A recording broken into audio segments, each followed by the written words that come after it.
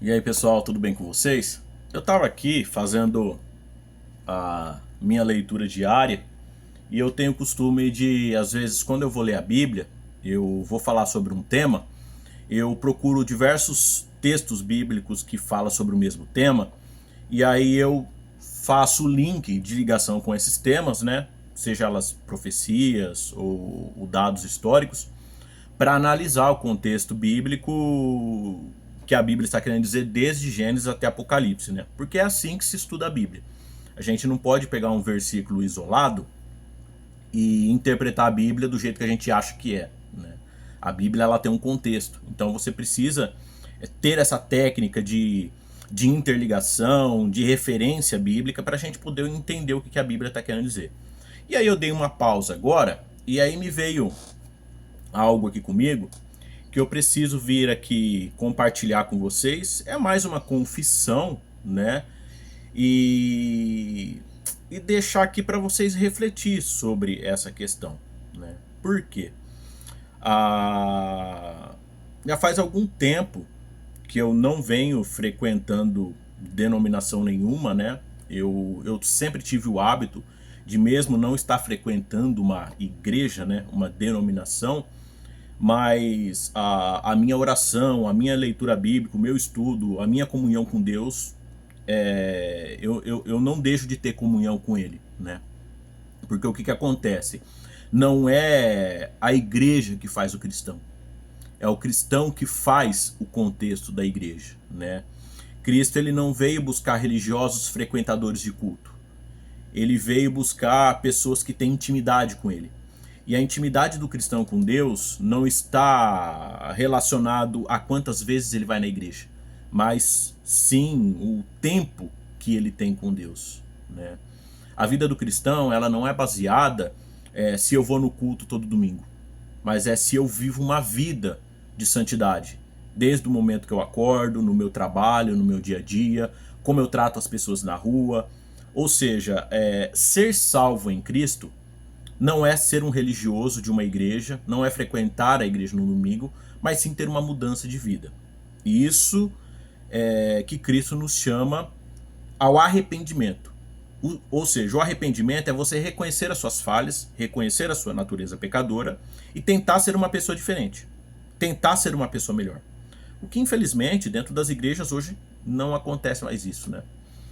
E já faz algum tempo que eu não venho frequentando nenhuma igreja mais.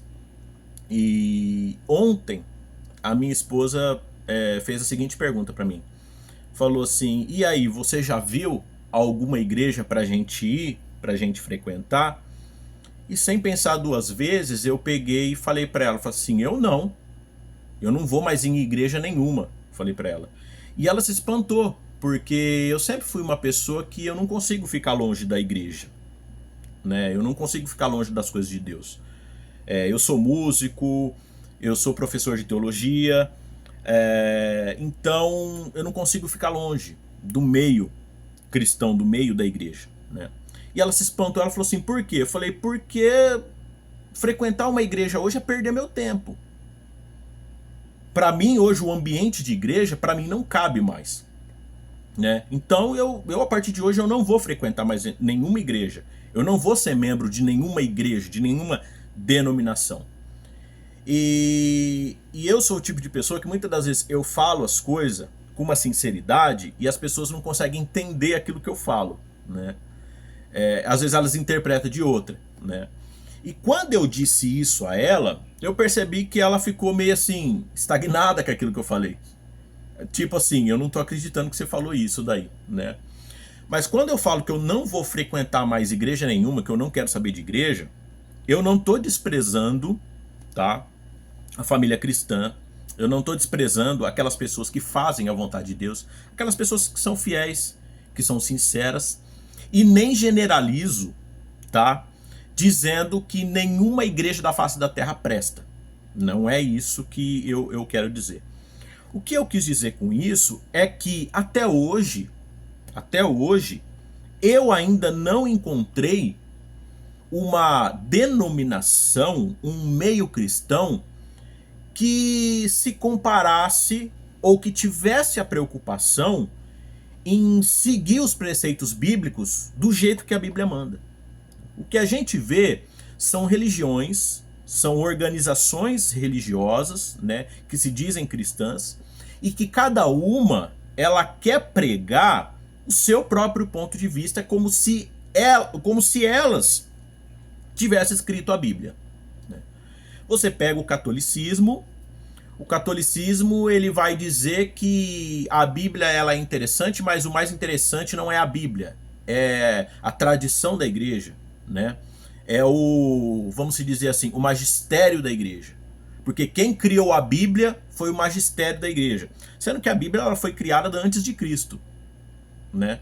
Você tem depois de Cristo os evangelhos, né? As cartas de Paulo, o Apocalipse, mas todas essas cartas, esses evangelhos, os históricos como Atos dos Apóstolos, são livros que eles vêm explicar exatamente o Antigo Testamento, né? Então a Bíblia não foi criada pela igreja católica. A Bíblia é algo que ela vem antes mesmo de Cristo, né? E aí eles ensinam aquilo que eles acham que está na cabeça deles, né? E se eles ensinam alguma coisa que a Bíblia diz que não é daquele jeito, não, o que importa não é a Bíblia, é o magistério da igreja. Então é um negócio que já começa a entrar em contradição para mim. Não tô dizendo assim que a igreja católica tá errada e vai todo mundo pro inferno por causa disso. Não, mas uma religião que entra em contradição consigo mesma, porque ela criou a Bíblia, né? Entre aspas. Vamos supor que a igreja católica criou a Bíblia, né? Aí o próprio Jesus, ele fala assim, ó, eu sou o caminho, a verdade e a vida, e ninguém vai ao Pai se não for por mim. Ele deixou muito claro, né? Depois a carta aos Hebreus, Paulo de novo vai dizer que só há um mediador entre Deus e os homens, Jesus Cristo homem. É isso que a Bíblia fala. Aí a igreja católica vem e fala assim, não, a Bíblia ela é verdadeira, mas o magistério da igreja... Aí o magistério da igreja vem e fala que não é só Jesus que faz a mediação. Maria também faz, São Benedito também faz, todos os santos também faz. Então quer dizer, entrou em contradição. A Bíblia fala que só há um mediador, Jesus Cristo. A igreja católica fala que não. Então, quer dizer, já não combina, tá? Então, para mim, a igreja católica já não serve, porque não bate. Aí você pega a igreja evangélica, né? A igreja evangélica, ela vem e fala assim, não, eu ensino a verdade, eu prego a verdade. Tá ok. E aí, quando a gente vai para o meio evangélico, você tem centenas de igrejas que cada uma prega uma coisa diferente. Peraí. Tá errado isso. Tá errado. E aí, quem dita a regra? Quem dita o que é verdade e o que é mentira? A Bíblia Sagrada. Tá? A Bíblia Sagrada. Desde muito novo, quando eu comecei a ler a Bíblia, eu já estudo teologia há mais de 20 anos, estudando teologia, estudando a Bíblia do início ao fim, estudando história da igreja, tudo quanto é livro de história da igreja eu compro, eu pesquiso. E eu aprendi uma coisa com a Bíblia. Nós não podemos confiar em tudo que as pessoas falam, porque as pessoas são mentirosas, né? E só para vocês terem uma ideia, se a gente pegar, por exemplo, Salmo 1 vai dizer o seguinte, ó, a partir do versículo 1: bem-aventurado o homem que não anda segundo o conselho dos ímpios, não se detém no caminho dos pecadores e nem se assenta à roda dos escarnecedores. Antes, ele tem o seu prazer, ou seja, o prazer do cristão, daquele que é salvo, é na lei do Senhor, nas Escrituras, e na sua lei medita de dia e de noite. Então veja que é uma constante. A leitura, a meditação da palavra de Deus é algo constante na vida do cristão, tá? E aí há uma promessa para quem tem o seu prazer na lei do Senhor. No versículo 3 a promessa é: pois será como uma árvore plantada junto a ribeiro de água, a qual dá o seu fruto no tempo próprio, e as suas folhas não cairão, e tudo quanto fizer prosperará. Por quê? Porque o cristão que ele está sempre ali em constante leitura da palavra de Deus, ele está absorvendo a água da vida. Ele está absorvendo o poder de Deus através da meditação da palavra de Deus. Só que quando você conversa com a cristandade em geral, você vê que os cristãos eles não leem Bíblia. Não leem. Você faz uma pergunta simples simples para eles, e eles não sabem responder. A última igreja que eu frequentei, teve uma situação onde uma pessoa fez uma pergunta simples para o pastor da igreja e o pastor não sabia o que responder para a pessoa. Assim, é uma pessoa que é formada em teologia, tem mestrado em teologia e não soube responder uma pergunta simples para a pessoa. Uma outra situação desse mesmo pastor, onde uma irmã fez uma pergunta simples de como ela deveria responder a pergunta de uma criança na escola dominical, e o pastor ficou travado, não sabia falar para ela como ela deveria responder a criança da escola dominical. Numa outra situação, esse mesmo pastor, numa escola dominical, uma irmã fez uma pergunta para ele de uma situação lá, né, que a filha dela estava passando, né, que a filha dela foi pregar o evangelho para uma pessoa e a pessoa falou que não acreditava em Deus, tal. E aí ela perguntou para esse pastor como que a filha dela poderia se comportar numa situação dessa, como ela deveria se sair. E ele simplesmente revirou para lá, revirou para cá e não deu uma resposta para ela. Não deu uma resposta para ela do que deveria ser feito. E aí até no final da escola dominical eu chamei ela no canto e falei para ela, falei assim, irmã, eu sinto muito no meu coração da irmã ter essa dúvida, estar aqui na igreja, na escola dominical, que é um local que a irmã deveria aprender sobre a vida cristã, sobre a Bíblia, a irmã fazer uma pergunta e a irmã ter que voltar embora para casa com essa dúvida, sem ter a resposta, porque o pastor da igreja não teve a capacidade de tirar a dúvida da irmã. E aí ela falou pra mim, falou assim, irmão, é complicado, né? Aí eu expliquei pra ela como a filha dela deve... E aí ela falou assim, não, eu vou... O irmão me passa... Eu falei, se a irmã quiser, dá o meu número pra filha da irmã, manda ela me mandar mensagem, que eu oriento ela na parte de evangelismo que ela precisar, eu oriento ela pra ela continuar pregando o evangelho. Mas veja que mesmo as pessoas que têm uma formação teológica na igreja, muitas das vezes elas não conhecem Bíblia. Elas não conhecem Bíblia.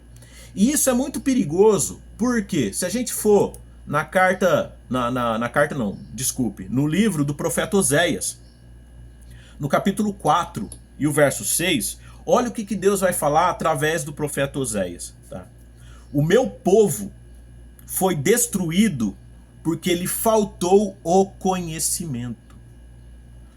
Porque tu rejeitaste o conhecimento, também eu te rejeitarei, para que não seja sacerdote diante de mim, e visto que te esqueceste da lei do teu Deus, também eu me esquecerei dos teus filhos. Então veja que aqui Deus está falando para o povo de Israel que eles estavam sendo destruídos por quê? Porque eles não queriam mais saber do conhecimento de Deus. E quando a gente vai para o Antigo Testamento, a gente vê que o povo de Israel, os sacerdotes de Israel, eles acabaram interpretando a Bíblia de uma forma que eles criaram as suas próprias teorias a respeito da Bíblia. Né? Até que um dia, os fariseus chegam para Jesus e falam assim, mestre, os seus discípulos, eles não seguem a tradição dos anciãos? Eles não lavam as mãos para comer? Só para vocês terem uma ideia, só no mandamento do sábado existia, se não me engano, 612 regras que o judeu não podia fazer no sábado, porque se ele fizesse, ele estava violando o sábado. O judeu no dia de sábado, ele não podia cuspir no chão, porque se ele cuspisse no chão, ele estava regando a terra, e se ele estivesse regando a terra, ele estava trabalhando, e trabalhar no sábado violava a lei de Deus. Gente, não tem isso no Antigo Testamento. Mas eles inventaram isso, né? Se a gente for para o livro de Jeremias, Deus, através do profeta Jeremias, ele vai chamar a atenção do povo de Israel falando assim, vocês se esqueceram da lei de Deus e vocês estão dando mais importância para a tradição do que para os mandamentos de Deus. E Deus chama a atenção deles por causa disso. Por quê? Porque eles deixaram o conhecimento de Deus de lado. Tá? Eles deixaram o conhecimento de Deus de lado. Então, eu sempre olhei para a Bíblia e entendi que o verdadeiro cristão, que ele quer seguir a Deus, ele precisa aprender da palavra de Deus. E a palavra de Deus, ela está presente de Gênesis a Apocalipse. Então a Bíblia, ela não é vamos dizer assim, um rodízio de carne, né? Porque você vai num rodízio de carne, você escolhe o que você quer comer, né? Ah, eu não gosto de coraçãozinho de frango, não, eu não quero.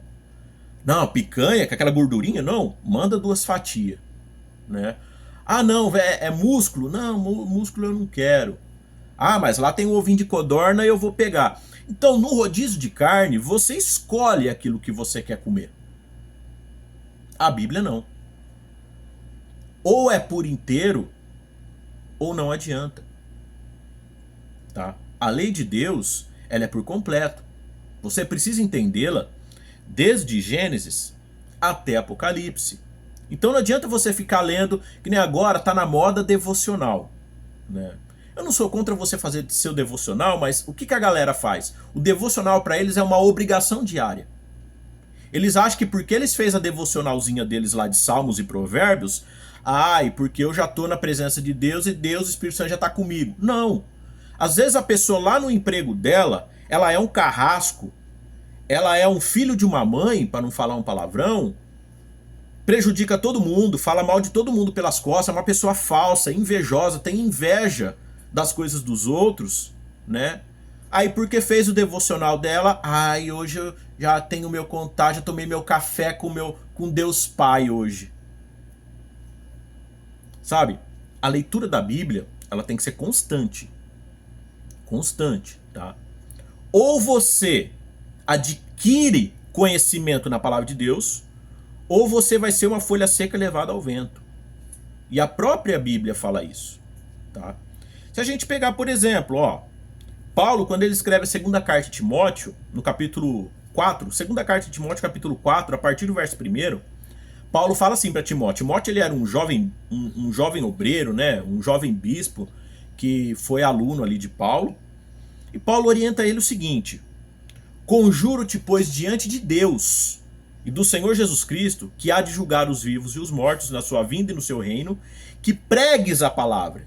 Paulo está falando para Timóteo: Timóteo, pregue a palavra.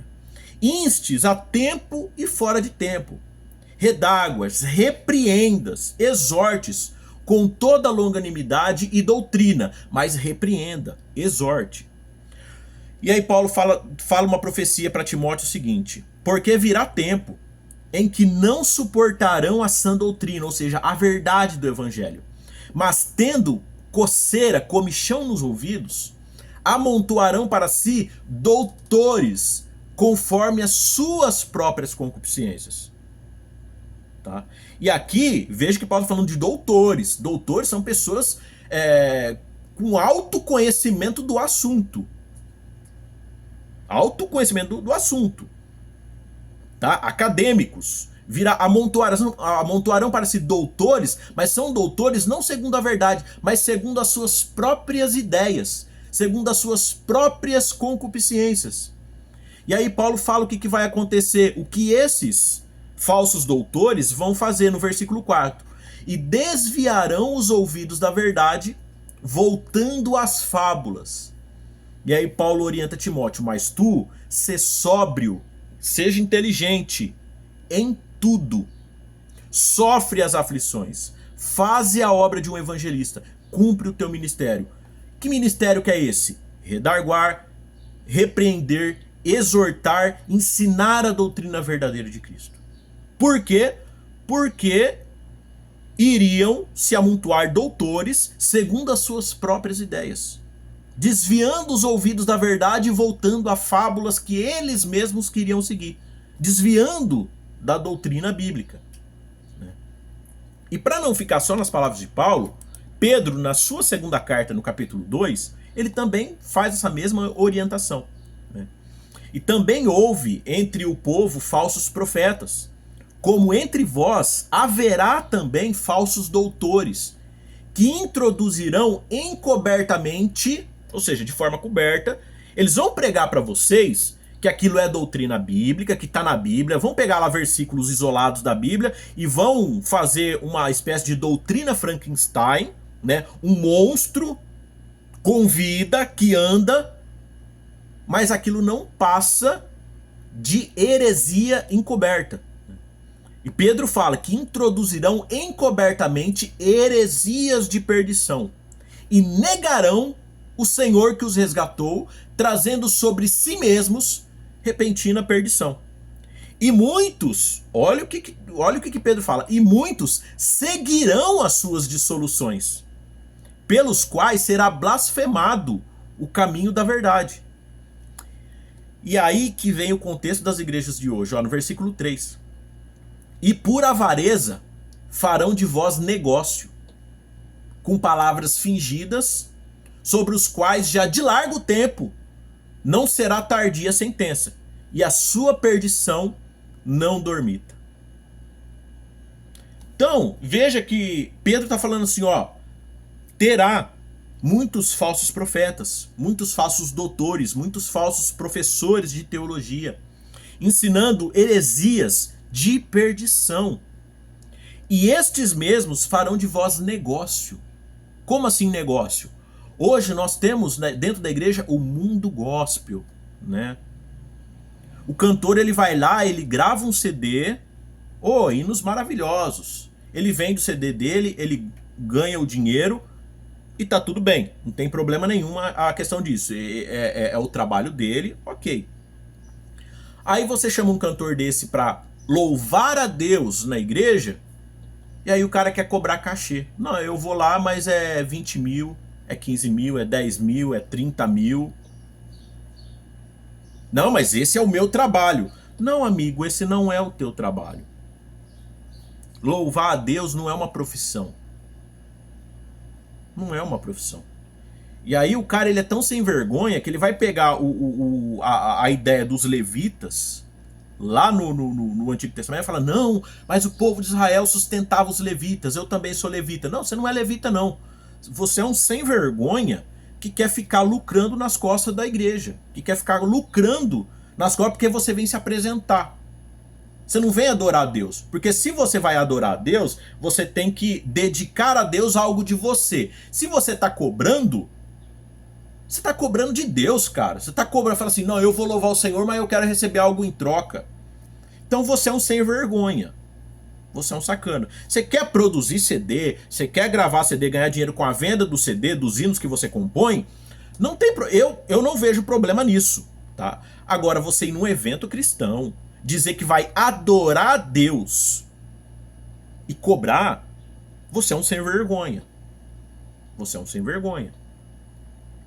E a mesma coisa, o meio pastoral. O meio pastoral. Tem igrejas por aí que se a igreja não pagar o salário do pastor, ele não pastoreia. Não, eu não pastoreio. Aí muitas das vezes a igreja tem um irmãozinho lá, que é fiel, que entende da palavra de Deus, e a igreja fala assim, bom, então vamos colocar aquele irmão como pastor da igreja. Não, não pode. Não pode, porque ele não tem uma faculdade de teologia, ele não tem mestrado em teologia, para ele ser pastor ele tem que ir para um seminário teológico. E aí o que acontece? Né? A igreja fica presa aos profissionais da fé. Por quê? Porque o cara vai para um seminário teológico, quando ele sai de lá, eu vou ser pastor, mas eu quero ganhar para isso. E aí eles pegam um texto isolado lá da Bíblia, onde fala que o obreiro é digno do seu salário, digno do seu sustento. Ok, o obreiro é digno do seu sustento. Só que o que eu acho engraçado é que o pastor, ele não pastoreia a igreja sem ganhar. Ele não pastoreia por amor. Só que as irmãs do círculo de oração, elas têm que lavar a igreja por amor. A igreja não paga nada para elas. O músico da igreja, ele tem que tocar por amor. Se o músico fala assim, não, eu não vou tocar na igreja, ele fica mal visto. Por quê? Não fez o que o pastor quis. Onde já se viu se recusar a tocar na igreja? Porque nós temos que fazer alguma coisa para Deus. Porque lá no céu o nosso galardão... Tá, mas... Então por que você não pastoreia a igreja por amor também? Para receber o seu galardão lá no céu? Agora, o que eu acho engraçado é a desculpa, né? Não, porque nós estudamos 5 anos, 6 anos, 7 anos... Nós merecemos receber. Você acha que o músico ele estuda quanto tempo para ele ficar bom? Para ele subir, né, lá no púlpito da igreja, com uma guitarra, um teclado, uma bateria. Quantos anos você acha que um músico, para ficar bom, para louvar a Deus na igreja, quanto tempo ele gasta, dinheiro, quanto tempo de estudo você acha que ele leva para ele se tornar um bom profissional? E aí ele é obrigado a fazer as coisas de graça, mas o pastor da igreja não? Ou seja, a igreja, ela se tornou um meio de vida. A igreja, ela se tornou um banco de emprego para pastores. E não só para pastores, mas para suas descendências. Porque o cara ele é pastor, agora não, porque meu filho também vai ser pastor, porque o meu neto vai ser pastor. E tudo bem, glória a Deus. É uma honra a sua descendência servir a Deus. Mas desde que sirva a Deus, não que seja um cabide de emprego para a família. Tem igrejas por aí que o cara ele é pastor presidente da igreja, quando ele morre, ao invés de ter uma eleição para colocar um outro pastor no lugar, tem que ficar o filho do bonitão lá. Tem que ficar a família, né? A igreja é da família do pastor fulano. Aí o pastor fulano morre, aí fica o filho, ou se não fica a esposa do pastor, que vira pastora, né? E aí se a pastora, se a mulher do pastor morre, aí fica o filho, ou fica a filha, ou fica o neto. Ou seja, é um negócio de família. Um negócio de família. Então veja que o próprio Pedro aqui já está falando. São falsos profetas. São falsos doutores. Eles estão fazendo de vocês negócio. Negócio. Vocês apenas são ovelhas sendo usadas para ganhar salário. Essa é a verdade. E quando eu comecei a ler a Bíblia, eu comecei a ler esses textos, qual que foi a realidade que eu cheguei? Para que eu não seja enganado, eu preciso estudar a Bíblia. E foi aí onde eu entrei de cabeça. Já que eu sou um cristão, eu vou estudar, eu vou buscar conhecimento. E vamos se dizer assim que essa minha atitude de ler a Bíblia muitas vezes de capa a capa, de estudar a história da igreja, de buscar a verdade, sem ficar acreditando nas coisas que os outros falam, de certa forma para mim foi uma bênção, mas ao mesmo tempo foi uma maldição muito grande. Por quê? Enquanto você não conhece a verdade, você aceita, né? Lembra aquela história que quando você era criancinha, a vovó lá no sítio, ela ia dar um franguinho para você comer? O que ela fazia? Ela colocava o franguinho na boca, ela mastigava tudo, e aí ela pegava, né, aquela comida mastigada e colocava na tua boca, e você comia, engolia e ficava feliz. Porque você não tinha entendimento daquele processo. Mas depois que você cresce, você começa a entender que aquilo é uma coisa meio nojenta. A pessoa mastigar comida, depois colocar na tua boca para você comer, e aí você não aceita mais aquilo. Né? Por quê? Porque você já conhece o processo. Você conhece a verdade. Né? E aí o que acontece? Foi o que aconteceu comigo. Né? Eu já visitei tudo quanto é igreja que vocês imaginar. Para ver como que era o processo, para ver como que era o sistema. Na esperança de encontrar uma igreja que pelo menos fosse parecida com a igreja da Bíblia. O problema é que até hoje eu nunca consegui encontrar. Por quê?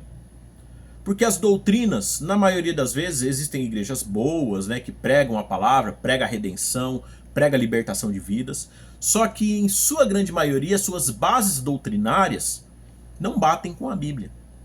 São interpretações humanas que eles acham que e enfia a goela abaixo na cabeça das pessoas, e as pessoas são obrigadas a aceitar. Se a pessoa fala assim, ó, eu não concordo com essa ideia aí, porque não é o que a Bíblia fala.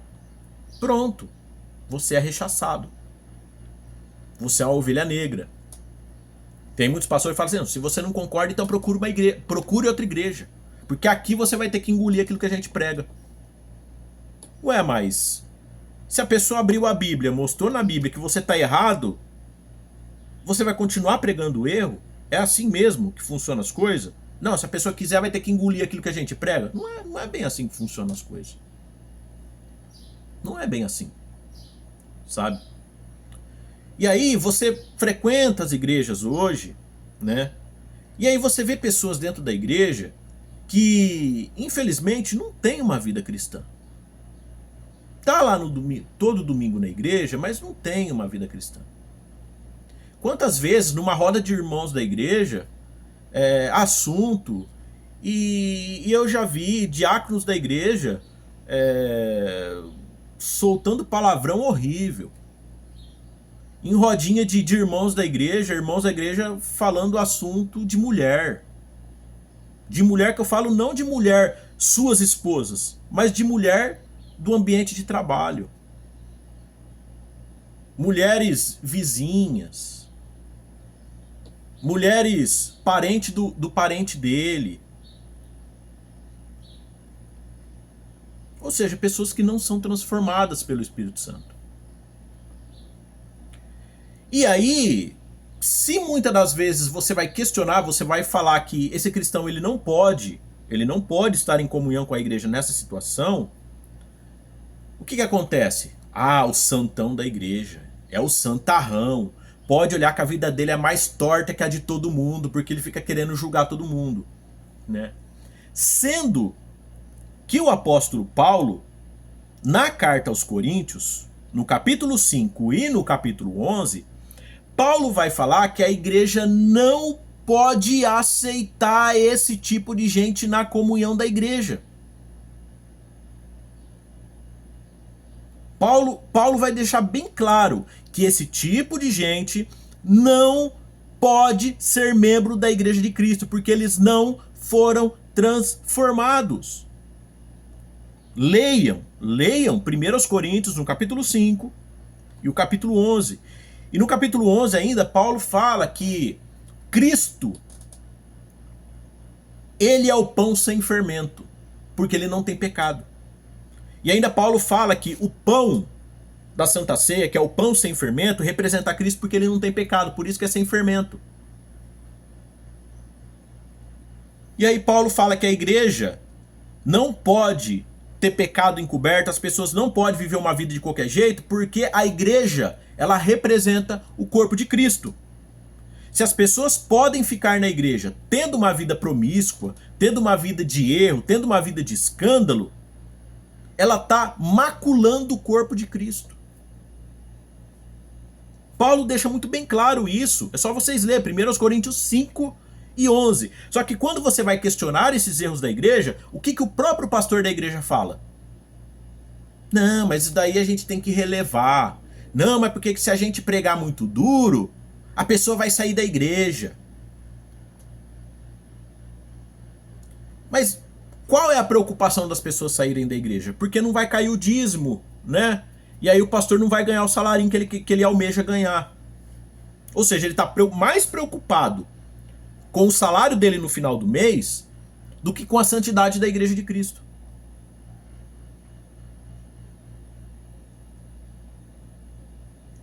E infelizmente é isso que eu enxerguei, que eu vi em todas as igrejas que eu já frequentei. Mais uma vez eu volto a dizer, não estou dizendo que são todas as igrejas assim. Só que eu ainda não encontrei uma igreja que se pareça com a igreja bíblica. Eu não encontrei.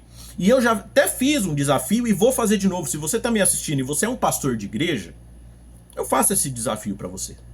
Se você quiser que eu seja um membro da sua igreja, que eu seja um obreiro, que eu seja um músico na tua igreja, eu posso ser. Eu vou fazer uma série de perguntas para você e você vai me responder dentro da Bíblia. Se você me responder todas as perguntas que eu fizer sem entrar em contradição, e se todas as perguntas que eu perguntar se a sua igreja é assim, você falar que é desse jeito, eu vou ser um membro da tua igreja. Eu vou dar aula na escola dominical, eu vou pregar, eu vou até lavar o banheiro da igreja, tá? E tudo isso de graça. Desde que você responda todas as perguntas, as minhas perguntas, sem entrar em contradição. Sabe quantas pessoas já aceitaram esse desafio? Nunca ninguém aceitou. Nunca. A última igreja que eu frequentei, Quando eu saí, eu mandei um áudio pro pastor, eu falei pra ele, falei, ó, eu tô me desligando da igreja por causa disso, disso, disso, disso e disso. Dei todas as referências bíblicas e históricas do porquê eu saí da igreja. A resposta dele pra mim no WhatsApp foi o seguinte: eu te entendo, mas eu não concordo. Mas tudo bem, nós vamos se falando. Até hoje. Apesar que eu não tô esperando ninguém entrar em contato comigo, porque eu não quero ninguém enchendo o saco na porta da minha casa, tentando me levar eu pra igreja, né? Mas, se a igreja ela realmente prega a verdade, por que então você não abre a Bíblia e prova que eu tô errado? Perante a Bíblia, com contextos de Gênesis e Apocalipse. Porque quando eu falo sobre o erro da igreja, sobre o erro de alguma coisa no meio da religião, eu aponto dentro da Bíblia e com dados históricos. E aí a pessoa simplesmente ela me ignora e ela vira a cara, vira as costas pra mim e não quer mais conversa. Ou seja, ela prefere ficar no erro, aceitar o erro dela e ficar no erro dela, do que se arrepender e falar assim, não, é verdade. A igreja tem esse erro, a igreja prega errado, vamos mudar. Então é por isso que eu não quero mais frequentar igreja nenhuma, porque todas as igrejas hoje que eu já fui é desse jeito. Não é uma igreja bíblica, né? E aí às vezes a pessoa vai falar assim, não, mas você tá errado, você tem que frequentar a igreja.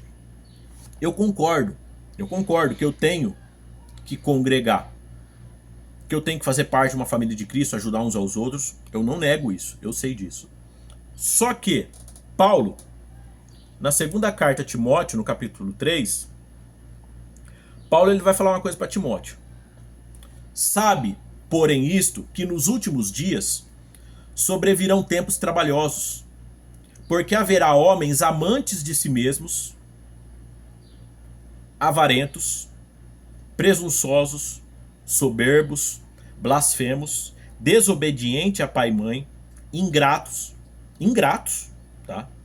Profanos, sem afeto natural, irreconciliáveis, caluniadores que ficam inventando conversa pelas costas dos outros, incontinentes, cruéis, sem amor para com os bons, traidores, obstinados, orgulhosos. Sabe aquela pessoa dentro da igreja que se acha melhor do que todo mundo? Orgulhosos, mais amigos dos deleites do que amigos de Deus. E até aqui a pessoa vai achar que Paulo está falando das pessoas do mundo, que Timóteo deveria se isolar das pessoas do mundo. Não, Paulo não está falando das pessoas do mundo, do ímpio. Tá?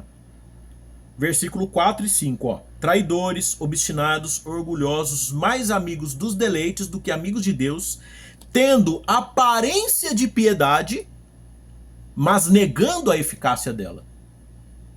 Ou seja, Paulo está falando dos crentes. Essas pessoas aqui que Paulo disse, essas pessoas ruins que Paulo disse, está falando de pessoas de dentro da igreja, que se dizem cristãs, que se dizem salvas.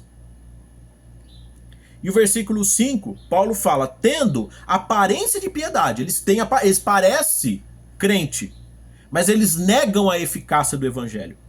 E aí, no final do versículo 5, Paulo dá um conselho para Timóteo. Destes, afasta-te. Afasta-te. Agora eu te pergunto, como eu posso congregar no ambiente de uma igreja onde as pessoas querem me obrigar a ser músico na igreja, elas querem me obrigar a tocar na igreja, e se eu falo que não, elas ficam falando das minhas costas para os outros irmãos da igreja? Como eu posso congregar num ambiente desse? Como eu posso congregar num ambiente de uma igreja que muitas das vezes o pastor quer colocar você de professor de escola dominical, quer colocar você disso, daquilo e daquilo outro, E aí quando você aceita, ele acha que ele é teu dono e quer mandar em você, ele quer colocar padrões para que você faça as coisas, que as coisas têm que ser tudo do jeito dele, você não tem liberdade para trabalhar e que você tem que fazer daquele jeito. Criando pressão psicológica nas pessoas. Como eu posso congregar num ambiente desse? Eu tô no evangelho há 30 anos, em igreja evangélica. E sinceramente, as igrejas são todas assim. Todas assim. E olha que eu já frequentei muitas. Muitas.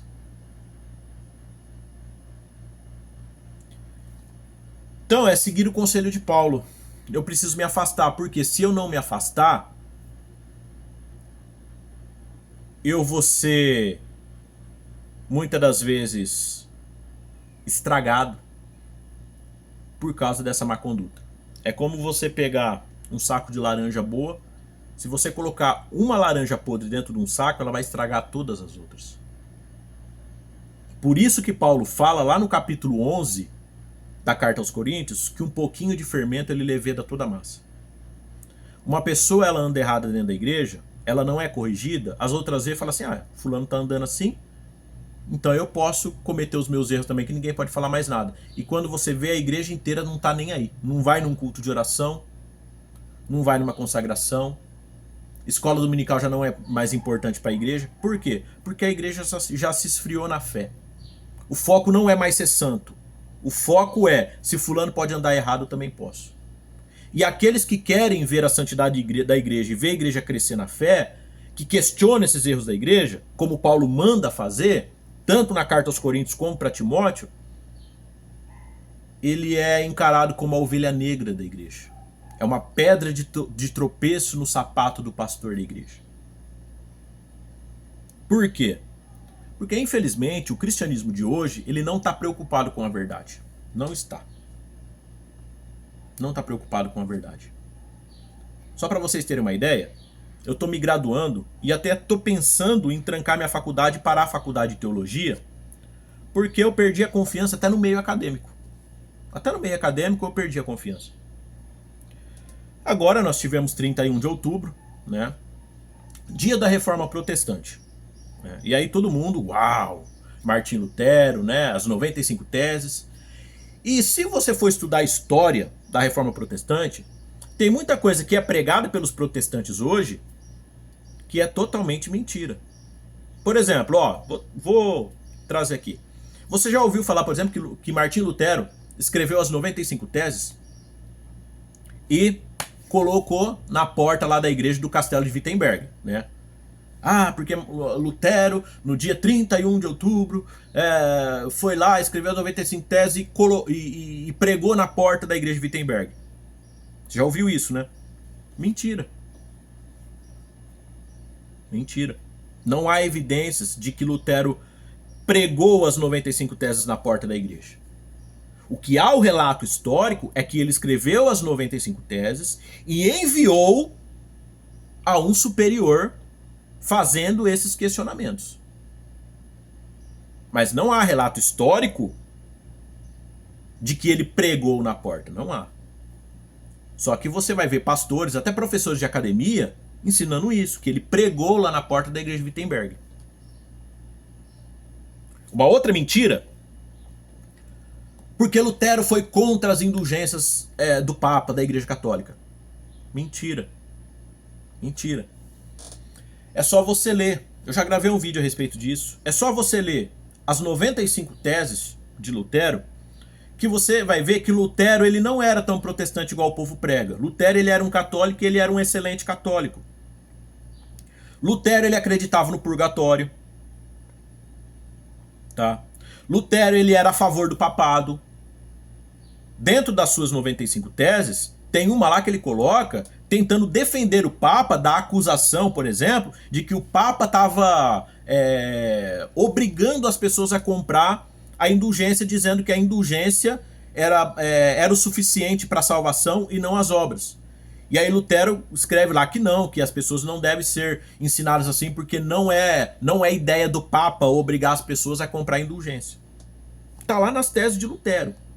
Só que os pastores, os professores de academia, eles ensinam que Lutero foi contra as indulgências. Né? Se você ler a tese 71, grave esse número, 71. Lembra, para você lembrar bem, lembra da bruxa do 71? Né? A bruxa do 71, ela é o terror dos protestantes, dos evangélicos. Ela é o terror, a bruxa do 71. Por quê? Porque a tese 71 de Lutero, Lutero fala que maldito seja e excomungado aquele que for contra as verdades das indulgências apostólicas.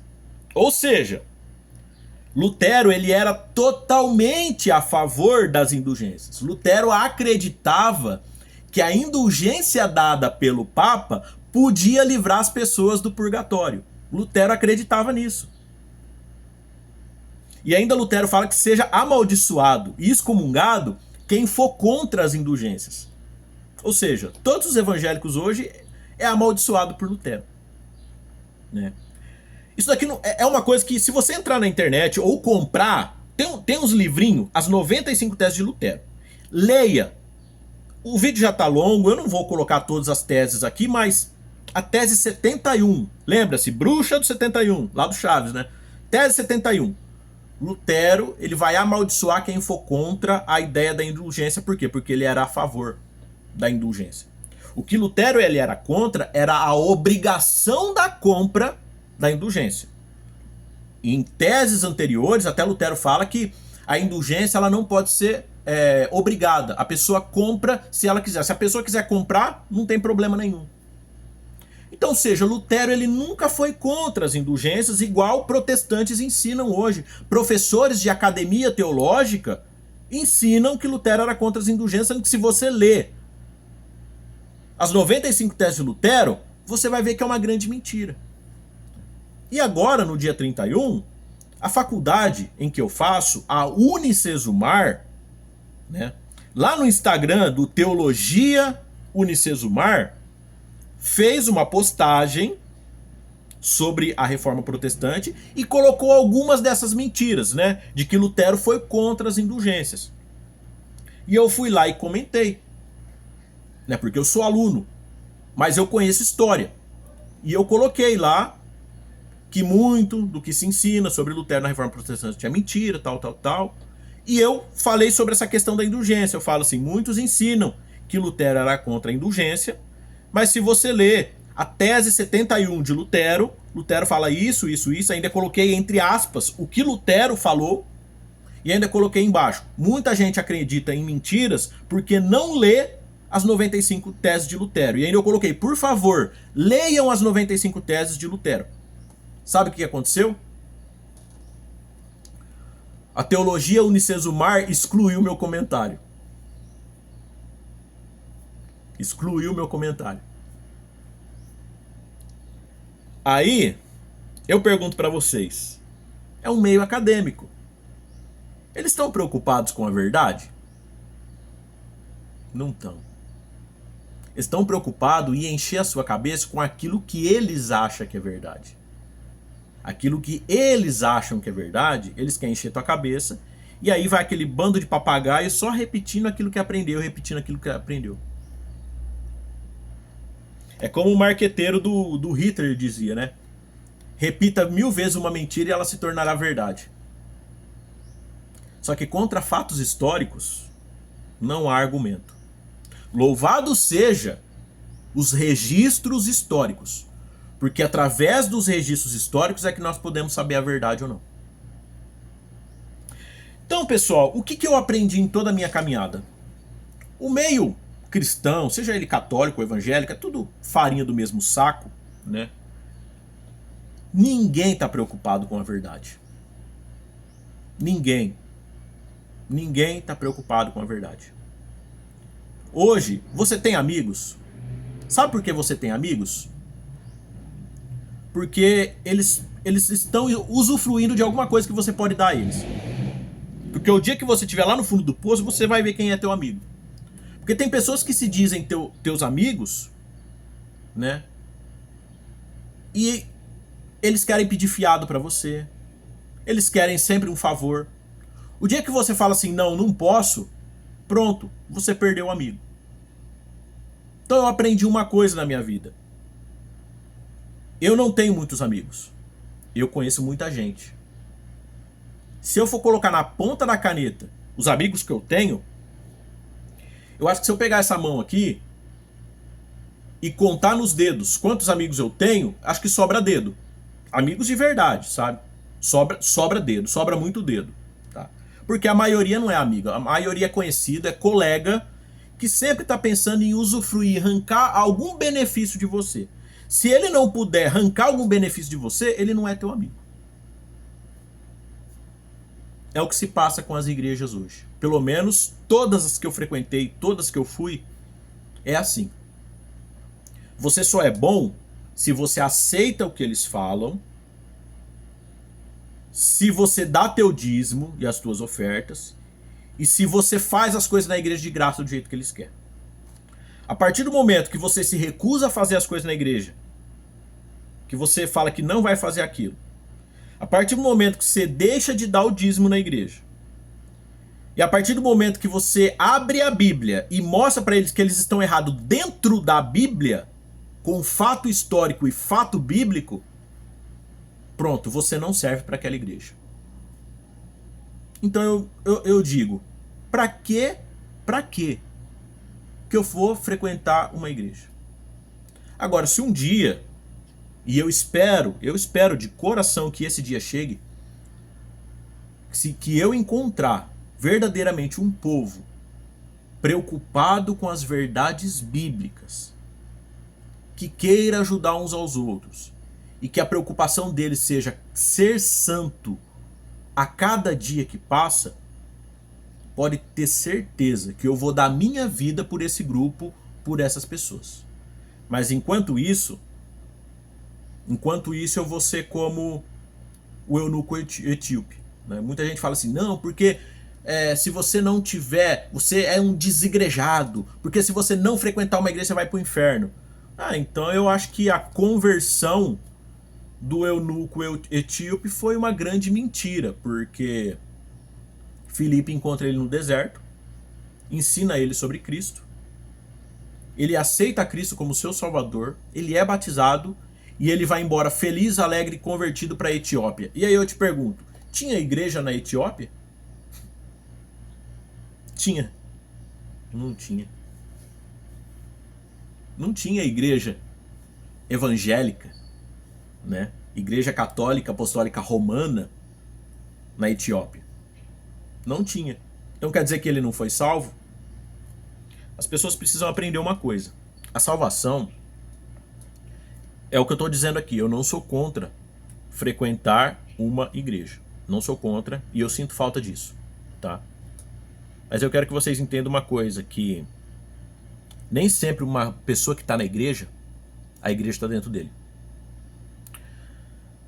Dentro do cristianismo você tem que aprender uma coisa. Não é você que tem que ter o Espírito Santo. É o Espírito Santo que tem que ter você. Existe aquele grande ditado que a pessoa fala assim, quanto mais oração, mais você é cheio do Espírito Santo. Então a pessoa acha que quanto mais ela ora, mais ela jejua, mais ela faz as coisas, mais o Espírito Santo vai estar dentro dela. Não, não é assim.